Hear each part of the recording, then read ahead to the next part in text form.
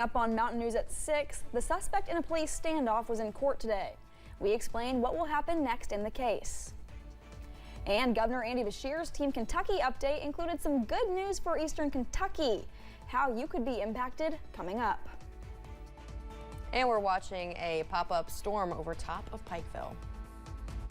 Dedicated to Eastern and Southern Kentucky, this is WYMT Mountain News at 6. A Pike County man was arrested last week after reports say he broke into a home and was shot by the tenant before holding Kentucky State Police in an hours-long standoff. WYMT's Buddy Forbes was in the courtroom today as the judge found probable cause to send the case before a grand jury. At any point did you feel in fear of your life or anything? Do you know if anybody else, was he making threats toward anyone explicitly like X, Y, and Z person? George Standifer appeared before Judge Tommy May Thursday, charged with 2 counts of attempted murder, 4 counts of wanton endangerment of a police officer, and more, after troopers say he entered his family's home with ill intentions last week. They said when he entered the home, when he had the gun in his hand, he told him he was going to kill him and his family. Trooper Nicholas Taylor says an argument ensued and Standifer put a pistol to his stepson James Wallace's head and pulled the trigger. But there was just a click, and Standifer went for a second gun. A scuffle began and Wallace's partner, Miss Lopez, handed him his own gun. After that, Mr. Wallace shot Mr. Stanford in the leg. They said Mr. Stanford then racked another round into the cylinder and pulled the trigger while pointing at Miss Lopez. Troopers say the second shot from Standifer also clicked but did not fire, and the couple was able to push him out of the home, while the children in the home called 911. We arrived on scene. He was sitting in an alleyway behind the residence on the ground with a pistol in his hand. We told him multiple times to put the pistol down. He refused to put the pistol down, just arguing and screaming profanities at us. There was about a 4-hour standoff. Trooper Taylor says Standifer smelled of alcohol and presented slurred speech while threatening several troopers during the standoff and expressing his desire to die. Especially Sergeant Brandon, when he was trying to talk him down, he told him he was going to shoot him in the face. He said they will be able to kill me, but I'll shoot you in the face first and kill you. He says they were eventually able to distract Standifer into dropping the gun before rushing in to detain him as he resisted. After securing the scene, troopers noted that the gun's safety was on, which they believe could be the reason neither of Standifer's shots fired. Judge, he's lucky that he did. We'll be here on a much more serious charge. Judge May ruled there was probable cause to send the case before a grand jury. In Pike County, Buddy Forbes, WYMT Mountain News. Standifer is being held on a $150,000 cash bond, which Judge May specified will only be payable by approved entities or people, saying he has seen an increase in outside groups posting bonds for unrelated parties, and that will not be allowed. An 18-year-old is facing an attempted murder charge after being accused of shooting another man in Laurel County. Police arrested Zach Setzer last night off American Greeting Card Road. Police say a man had been shot near apartments on June 26th. They say it started when the man and Setzer were involved in a disagreement.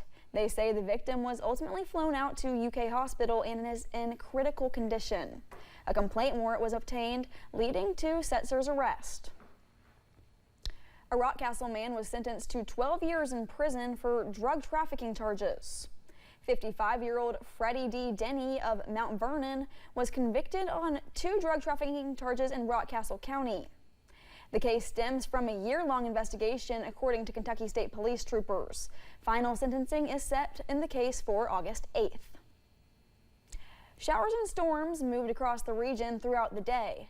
Let's go ahead and check in with First Alert meteorologist Megan Dusmel for the first look at your forecast. Megan. We're still looking at some storms across the region right now. We're looking at one right on top of Pikeville moving into the city right now. Lightning with this system is about 20 lightning strikes in the past 15 minutes. Most of the rest of the region is nice and clear. We do see a little bit of some scattered showers as you travel towards Campbell County, Tennessee. Now, right now, as you take a look outside, overall, not too bad of an afternoon, but as I mentioned, you're starting to see some rain picking up on Pikeville's camera. As we go through the next couple hours, those temperatures will be dropping from what we saw in that previous slide to about the mid to upper 60s overnight. That's how you're going to start off your day tomorrow. And for the next 12 hours, those temperatures will just be gradually dropping into those temperatures as you head into Friday morning. Caroline. Megan, thank you. 4 areas in eastern Kentucky are set to receive funding following the damage that occurred in the July 2022 flood. Governor Andy Beshear says more than $14 million in total will go to places impacted in an effort to improve water and water waste infrastructure that were damaged from the flood. During his briefing, Governor Beshear had this to say about helping the mountains rebuild and recover. Our rebuild from the 2022 floods, I think, is both the most complicated but also the most ambitious and innovative rebuild that the United States has ever seen. We're moving people from the valleys, from the hollers that flood, up on top of abandoned coal mines where they will never, ever flood. The city of Beattyville is receiving $2.3 million, while the city of Fleming Neon will receive more than $5.7 million. The city of Boonville will get more than $1 million, and the Knott County Fiscal Court will get more than $5.3 million. We have more about this story at WYMT.com. Detectives with Kentucky State Police are investigating a fraud case in Hazard. What started as a scam has resulted in what they call a substantial loss of money. WYMT's Neely Green has more. Kentucky State Police are investigating a theft case. Troopers at Post 13 say it started as a scam and led to the loss of a lot of money. It originated as an IRS type scam phone call. Unfortunately, led to the loss of a large amount of U.S. currency from an individual. KSP is still investigating this case. Trooper Matt Gayhart says people should be aware of what could or could not possibly be a scam. Kentucky State Police urges anybody that receives any type of suspicious phone calls, anybody identifying themselves as a federal agency, to try to legitimize those calls.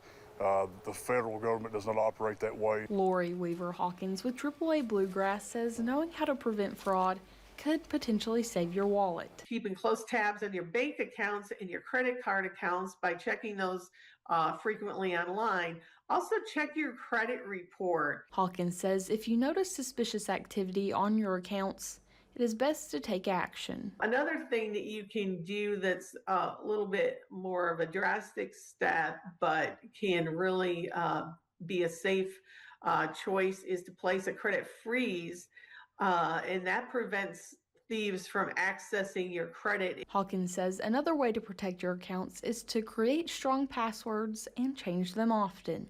In Perry County, Neely Green, WYMT Mountain News.